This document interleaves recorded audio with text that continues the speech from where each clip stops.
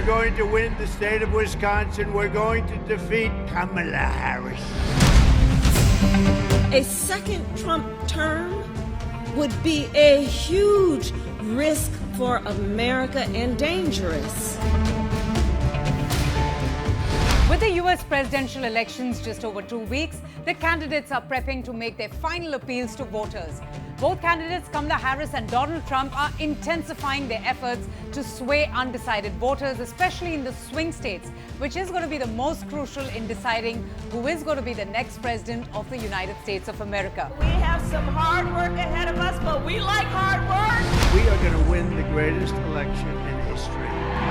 Opinion polls are showing a tight race for Trump and Harris in 7 battleground states as election day nears.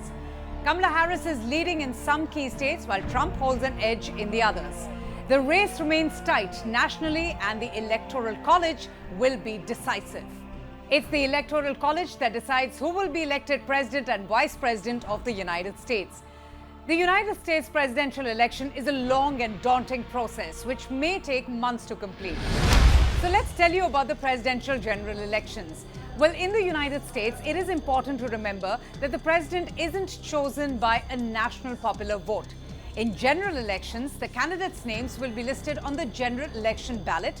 Notably, candidates from minor political parties and independent candidates might not really have a national convention, but they may also be on the ballot on a state-by-state basis if they do meet the eligibility requirements. The elections take place on the first Tuesday of November, but the process doesn't end there. When people cast their vote, they are actually voting for a group of people known as electors. Each candidate running for president in their own state has their own group of electors known as slate. Now, when you vote for a presidential candidate, you are actually voting for your candidate's preferred electors. Electoral votes are awarded on the basis of the popular vote in each state.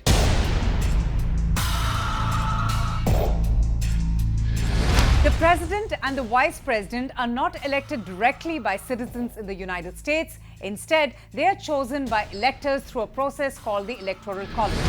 The Electoral College is a process in which electors or representatives from each state cast their vote and determine just who will be president. And each state is given a number of electors based roughly on its size of population. It is possible to win the Electoral College but lose the popular vote. There are a total of 538 electors selected according to each state's policy. Each state gets a certain number of electors based on its representation in the Congress. Each elector casts one vote following the general election, and the candidate who gets more than half, which is about 270, wins the election. That's why the general elections in November doesn't really tell who is actually going to win. And that's why there are times when a candidate wins the presidency by electoral votes, but not the popular votes, which is voted by people during the general election. So let's tell you who is in the Electoral College. Well, each state gets as many electors as it has members of the Congress, House and Senate. Including Washington, D.C.'s 3 electors, there are currently 538 electors in all. Each state's political parties choose their own slate of potential electors. Who is chosen to be an elector, how and when varies by the state.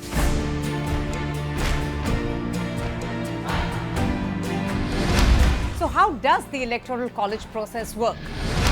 Well, after the voter casts their ballot for president, their vote goes to a statewide tally.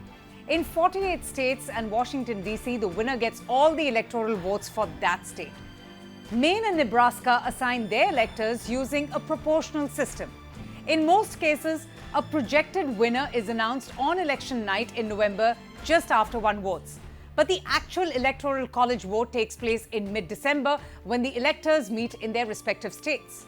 While the Constitution doesn't require electors to vote for the candidate chosen by their state's popular vote, some states actually do so. The rare elector who votes for someone else just might be fined, disqualified, and replaced by a suitable elector. Or they just might even be prosecuted by their state. The rare elector who votes for someone else may be fined, disqualified, and replaced by a suitable elector, or they might just even be prosecuted by their respective state. Candidates focus their energy on swing states, which can vote either way. North Carolina, Georgia, Pennsylvania, Wisconsin, Michigan, Nevada, and Arizona are the key 7 swing states in the United States election. Candidates focus their energy on the swing states, which can vote either way. North Carolina, Georgia, Pennsylvania and Wisconsin, along with Michigan, Nevada and Arizona, are the swing states in this US election. Winning in these states is key to getting the magic number of 270 electoral votes. Donald Trump is increasingly unstable and unhinged. I will make America safe again. On day one of my new administration, the invasion ends and the deportation begins. Well, the stakes indeed are super high for both the candidates, Donald Trump and Kamala Harris, who are neck and neck across the battleground states, and whose destiny lies with the Electoral College and not with their citizens who do not get to directly choose their president.